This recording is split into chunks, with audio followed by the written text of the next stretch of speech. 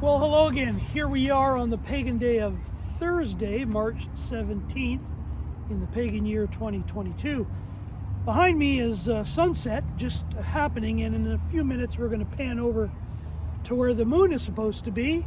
And before you watch this video, may we kindly request that you take a look at the video entitled Preparing to Prove the 12th Month, because forecasting is very simple to do. And what it provides you in regards to benefits is you can come outside, know when sunset is, well before, and know where to look, when to look, let alone when the moon rises, and where, and what time. This evening, the moon will rule with a few stars that it always does for a 12th month. And the moon will be ruling with two stars at the front of the Mazzaroth known as Bethula, the maiden, regrettably known today as Virgo, and those stars will be YAHsome and YAHUaH, and they have meaning. So watch that video. It explains all of that in great detail, and it will also rule with a star which is known as the tail of the lion, or the tail of Yehuda, Denbola. So watch that video, because that's a 12th month. That's what happens every 12th month, year after year after year. And hallelujah. People that were, debating adamantly that forecasting was evil, one by one, year after year, people are starting to forecast. So we are more than comfortable that people will come to the conclusions that we always do with the sun, moon, and stars, because it's repetitive. The celestial signs for each and every month are the very same. So it's not a first month, it's not a 13th month, it is definitely the 12th month on the celestial clock and calendar of YaHUaH. Okay, so now the view is facing the east behind me. Sunset was obviously in the west, and behind me actually is the moon waxing to its perfectly restored full moon phase. A fully restored moon, yes indeed, hallelujah, is a new moon. So we can't see it right now, it's behind some cloud cover. And as always, we stay out for all of the watches. And thus people get used to finding out how the moon rules with specific stars each month for a new moon day, let alone other days. And more importantly, why certain star patterns are seen all over Earth together. So tonight, all over Earth, Denbola, YAHUaH, YAHsome, the moon rules with that, Psalm 136 verse 9.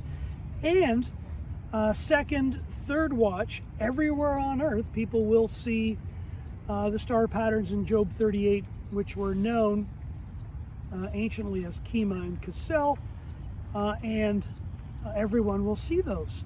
So this is why we can trust this celestial clock and calendar from our Father of Lights, YaHUaH himself, the only self-existent one.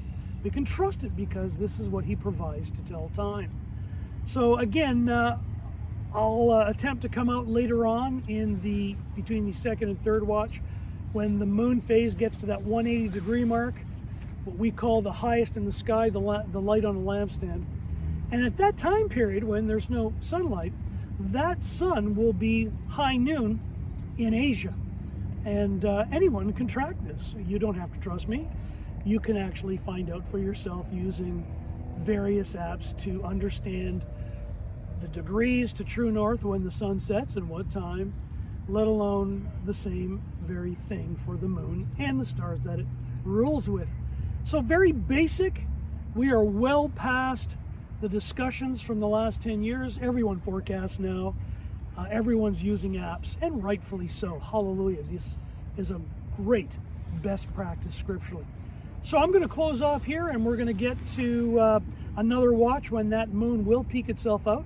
And hopefully we can get it around the midnight time period between the second and third watch, which again is a light on a lampstand. Matith YaHUaH chapter 5 verse 15. Okay folks, check this out. Here we are in the first watch. Can you believe this? What a shot. And here we are the night before New Moon Day, again the pagan day of Thursday, March 17th. And as you can see behind me, that moon is becoming fully restored and will announce New Moon Day tomorrow at the dawn. So again, we're going to come back out when it gets to the 180 mark to true north approximately. Again, on this YouTube channel, we don't use meridian lines International datelines. We take the view from heaven, not from earth. New Moon Day is the same in heaven as it is for everyone on earth. So change your perspective, as we have shared so many times in other videos. So stay tuned. We're going to come back out between the second and third watch, approximately the midnight time period. And then hopefully once again at the dawn, when the moon greets the sun at the dawn, commencing New Moon Day, the 12th new moon, the first day of the 12th month.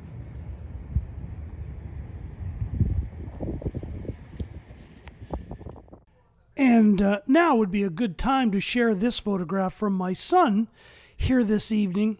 This is around the second watch. He is in El Salvador, Central America.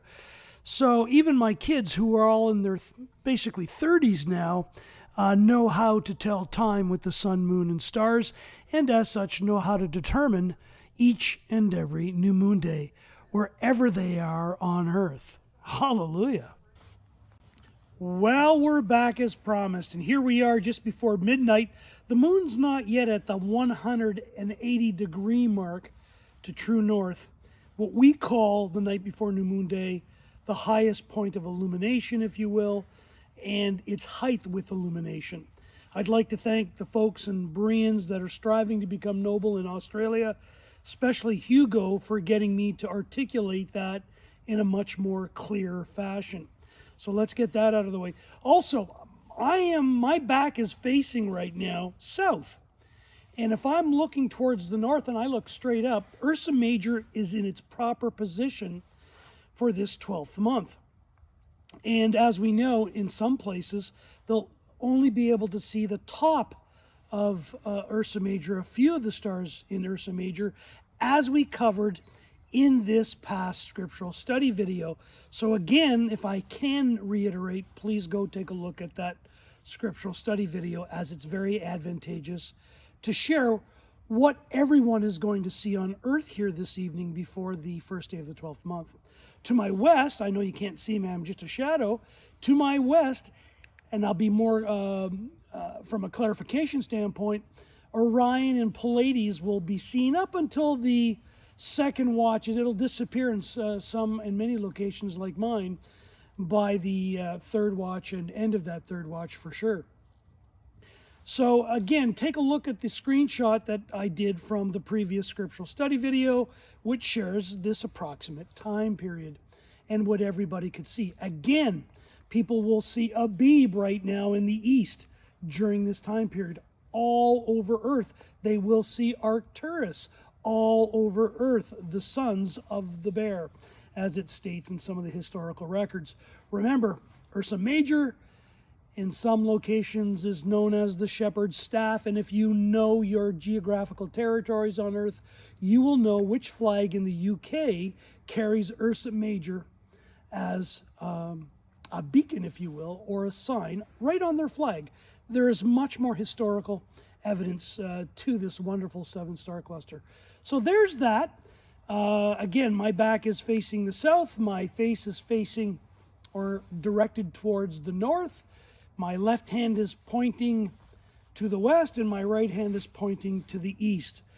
So that's about it for this particular clip. I'm going to attempt to get up before the dawn and get that last shot in front of my house and showing the dawn. And I probably won't get or take the time, depending on how much time I have, to get the moon greeting the sun at sunrise. It's a great witness, but again, that witness this morning for me actually happened. The first time the moon greeted the sun at 0.85 degrees was today. So it wasn't New Moon Day on the pagan day of Thursday, March 17th.